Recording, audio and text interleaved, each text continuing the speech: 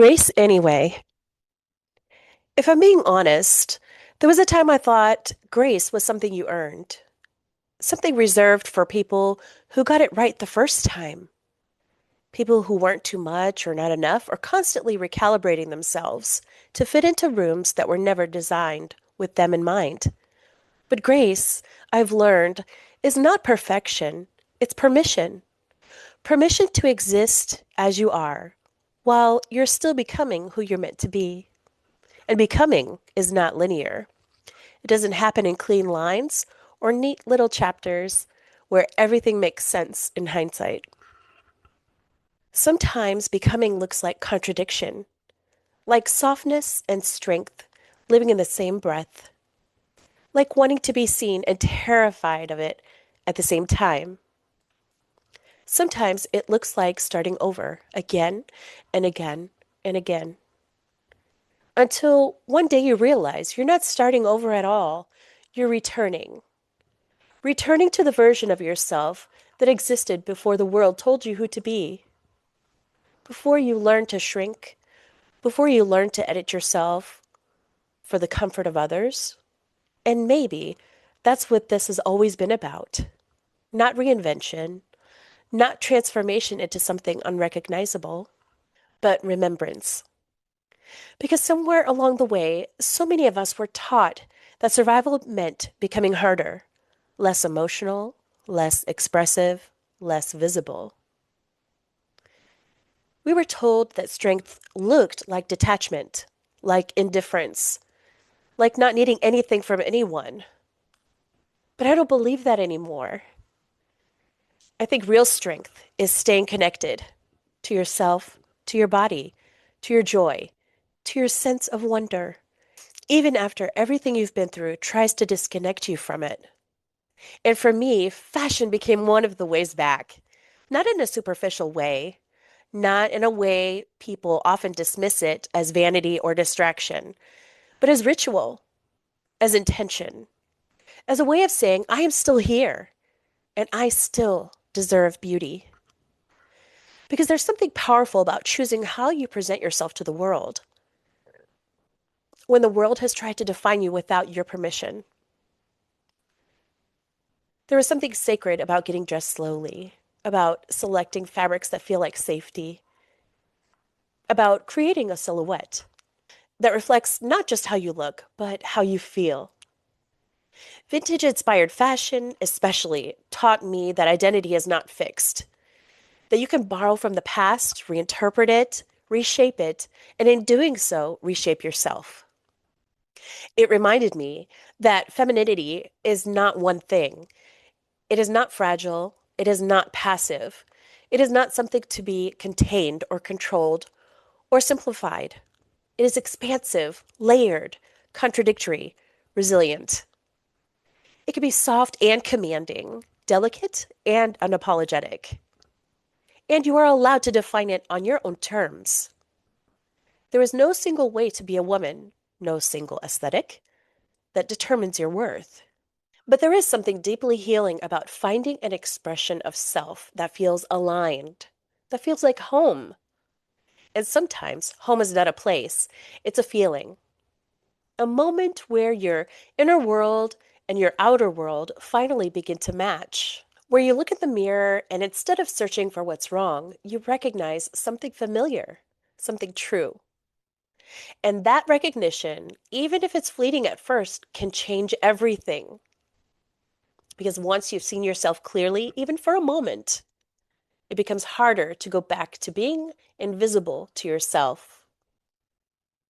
And that's where the real work begins. Not in the aesthetic, not in the performance, but in the integration. In learning how to carry that version of yourself into your everyday life, into your relationships, your boundaries, your choices. In learning how to say, this is who I am, and I will not abandon her. Even when it means it's inconvenient, even when it's uncomfortable, even when it means disappointing people who benefited from the version of you that stayed small. Because growth will almost always require a level of discomfort. Not because something is wrong, but because something is changing. And change, especially the kind that asks you to step into your full self, can feel unfamiliar at first. But unfamiliar does not mean unsafe. And safe does not always mean comfortable. That's something I had to learn over and over again. That the life I wanted, the life where I could exist fully, creatively, authentically, would require me to step outside of what I had been conditioned to accept, to question the narratives I had internalized, to unlearn the belief that I had to earn my place by being agreeable, by being quiet, by being palatable, and instead to start asking different questions. What do I actually like? What feels true to me? What do I want? If I'm not trying to be chosen, but choosing myself, those questions can be uncomfortable because they do not come with immediate answers. And sometimes the answers you do find will require you to change things that you thought were permanent. But that's part of it. That's part of becoming someone who is in alignment with their own life. And alignment, real alignment, is not about everything being perfect. It's about everything being honest, even the messy parts, even the uncertain parts, especially those parts, because there's a kind of beauty that only exists when you allow yourself to be fully human, not curated, not filtered, not reduced to something easily understood, but complex, evolving, real. And I think that's what we're really exploring here. Not just fashion, not just beauty, but the deeper question of what it means to inhabit your life fully, to take up space without apology, to create a life that feels like it belongs to you, and to do it with intention, with care, with grace.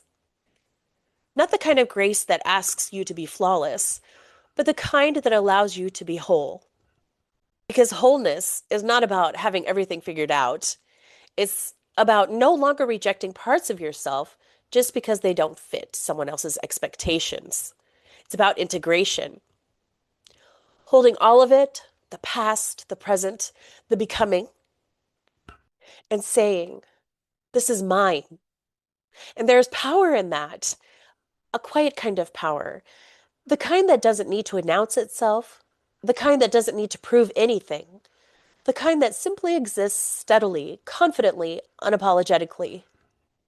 And if you ever felt like you had to hide parts of yourself to be accepted, if you ever felt like you were too much in some spaces and not enough in others, if you've ever built a version of yourself just to survive, I want you to know that you are allowed to outgrow that version. You are allowed to redefine yourself. You are allowed to take everything you've learned and use it to create something new, something that feels like freedom. And freedom, real freedom, is not the absence of fear. It's the willingness to move forward, to choose yourself again and again, even when it would be easier not to. So, this space, this show, it's not about perfection, it's about exploration, it's about curiosity, it's about giving yourself permission to try things, to create and change your mind, to evolve, to discover what resonates and let go of what doesn't, to build a relationship with yourself that is rooted in respect, in compassion, in truth. And yes, we'll talk about fashion. We'll talk about silhouettes and textures and eras and inspiration. We'll talk about the artistry, the craftsmanship, the stories behind the garments. We'll also talk about you, who you are, who you've been, and who you're becoming. Because style, at its best, is not about imitation. It's about expression. It's about using what's available to you to tell your story in a way that feels authentic.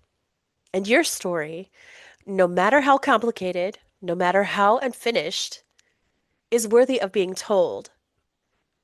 So consider this an invitation, not to be someone else, but to be more of yourself, to explore what that looks like, to experiment, to play, to rediscover the parts of you that may have been set aside but were never truly lost because they're still there, waiting. And maybe, just maybe, this is the beginning of meeting them again. Grace. Grace anyway. Let's begin.